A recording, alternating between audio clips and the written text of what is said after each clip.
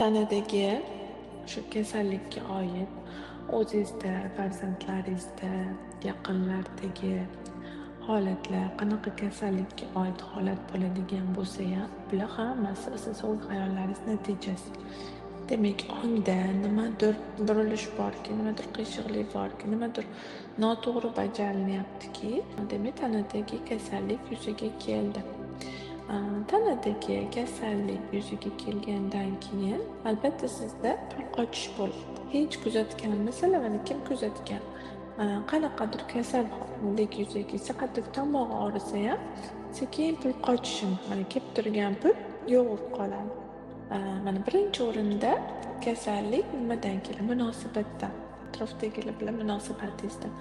Sizni hayotingizdan-da, o'zingiz hayotingizda qoniqmayib turganingiz, hayotingizdagi ba'zi bir vaziyatlar o'zingiz xohlamasdan yaratib qo'yamiz. Xohlamagan odamimizga turmushga chiqamiz, xohlamasak ham o'sha oilada chidab yashaymiz yillar davomida.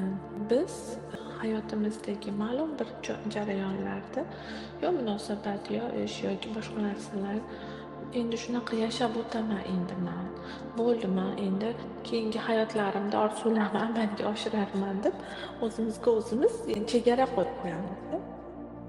Chegara qo'yib qo'yganimizda shu bizda sog'liq yomonlashishni boshlaydi, o'zimizdan pul kelmaslikni boshlaydi.